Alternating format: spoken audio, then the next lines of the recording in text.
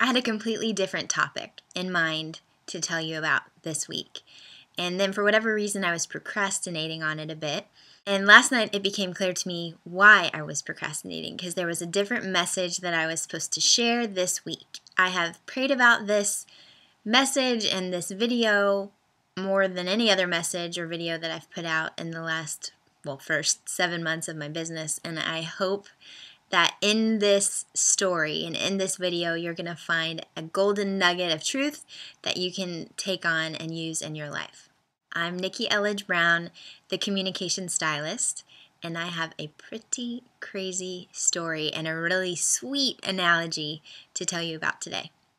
Okay, so rewind, I always say that, I realize. Rewind back to a few weeks ago. I had a session with one of my dream clients, Michelle Simmons. She's down in Australia. She's an EFT practitioner, so tapping, if you've ever heard of that, and an intuitive business coach, and we were getting clear on her message. And I was like, I've got to tell you, Michelle, I know that you're a smart, intelligent, sane woman, and for whatever reason, I had this stigma when I heard tapping, I thought it was weird. It's like you're going like this, and pressure points, and whatever, but I guess it's like acupuncture or chiropractic. I still don't totally understand how it works, but I knew I wanted to try it, because I was like, I'm hearing so many things about it, surely there's something to it. So she was kind enough to set up a session with me to show me what it was all about. So last night, leading up to this session, I was thinking okay, what am I going to tap on? I don't want to waste my session. What are the things that are stressing me out, or that I feel kind of blocked or stuck in that I can use? And there were 3 things I could think of. So one was self-care, because I've been going to bed way too late. I haven't been eating well. I haven't been walking most days of the week like I do. So I know that I need to take better care of myself. So that's one thing.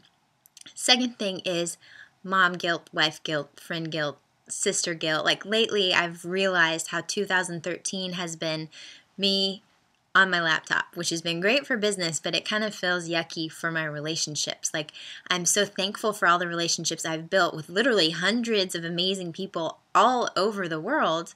But what about the people who are in the room just beyond my computer screen? So I've been kind of hesitant and kind of nervous, I guess, without realizing it, about moving forward with my business, because I feel like there's inherent sacrifices I have to make, and I don't want to make those sacrifices anymore. I want to be more present and mindful in my relationships. So that was a doozy, another one that I wanted to talk about. And then the third thing is that phase, this next phase of my business, 2014 and beyond. And I feel like it's meant to be something big. I've always felt that since before I even came up with a business idea. But I just don't know what it looks like. It's like this amorphous blob for now, what my new designer brand pants are going to be. And so I want to be as prayerful and mindful moving forward that whatever we're coming up with is what it's supposed to be. So those were the 3 things. So I sit down right behind me at this table on this futon in my jammies and sign on Skype to talk to Michelle. And before we start, she says, I mentioned during our session, but you might have forgotten that I'm also intuitive. And I wasn't really even thinking about what that meant. Then she said something about medium, and then I think of Teresa of Long Island Medium and how I think it's so amazing that, our loved ones on some level are still here with us. Before I go any further, let me say a disclaimer. I am a Christian. I do not have all the answers. I do not even have all of the questions. But I do believe that God wants us to seek and to dig into His Word and try to figure out what the truth is on all this. So I don't know. I'm not an expert on spirits or anything like that.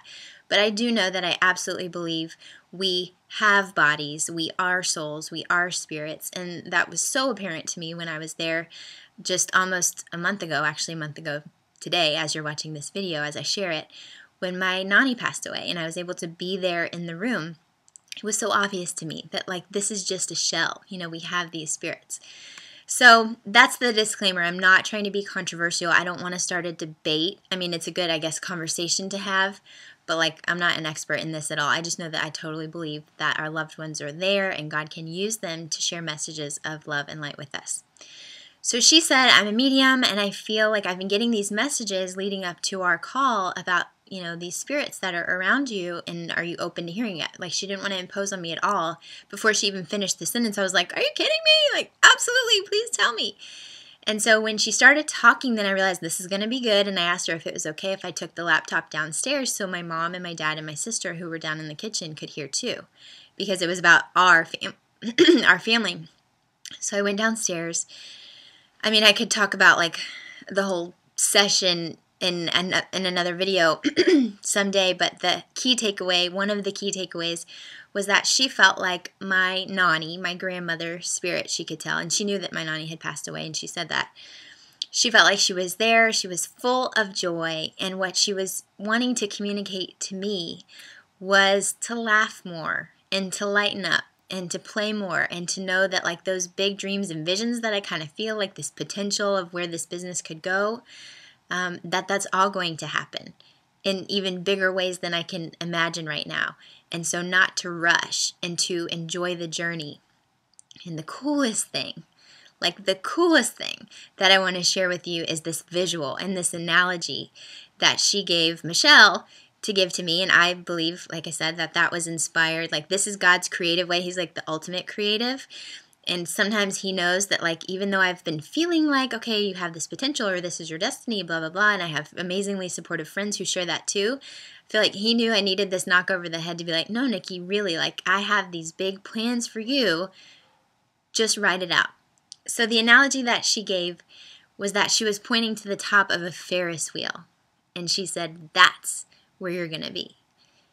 So I want to break that down because it's such a fun analogy, and that's the whole point. I mean, Nani's a feisty, fun lady, and she knows that I like to have fun, but that I've really been a little too work heavy, and even though I feel like my work is purpose driven, that can kind of take away from the relationships, which are another big purpose of my life here. And so I just want to break that analogy down, and I took notes over here so I wouldn't forget. Okay, so the Ferris wheel analogy as it relates to you and to me, because I feel like this is for all of us to hear. Number one is to tune in and find out what is your Ferris wheel, like what is your ride, what is your path.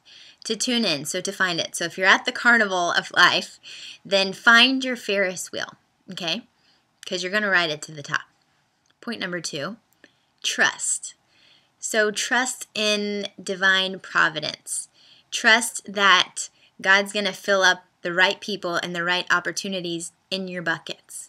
You know, trust in that. So it's like trust in the Ferris wheel operators that it's not going to break and that it's not going to be a big disaster.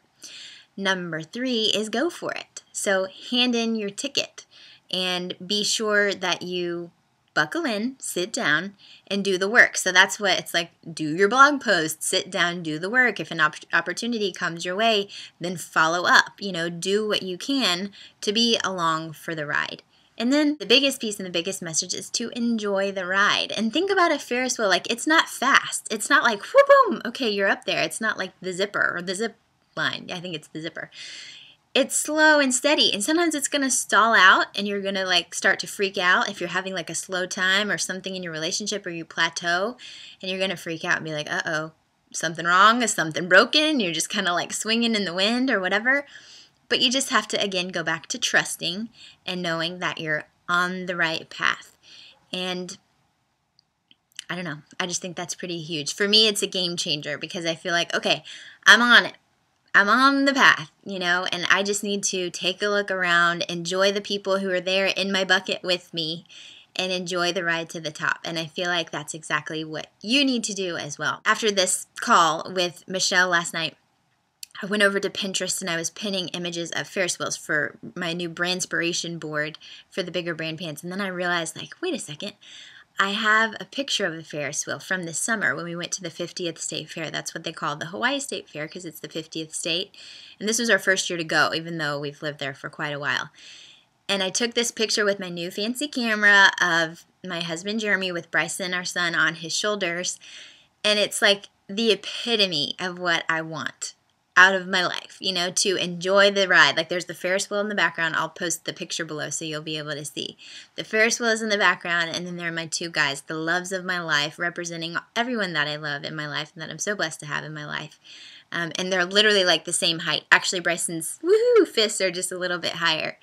But I feel like it's such a beautiful image. It's a beautiful reminder, you know, we're here to serve our purpose through our work, but also to love the people that are around us along the way. So that's the Ferris wheel analogy, the Ferris wheel of life. And I hope that you can find yours and enjoy the ride. And I'm thankful that you're in the buckets with me on this big Ferris wheel. Like, I'm thankful that you are along the ride with me here. But I would love to know in the comments today over at NikkiElledgeBrown.com is, what's your Ferris wheel? And like, what are you afraid of that's keeping you from enjoying the ride to the top? Anyway, that's it. Had to share. Amazing. Totally blessed. So excited about what's to come. Hope that there was a nugget in there for you to take home. Please leave a comment. As always, thanks for being here, and I will talk to you next time.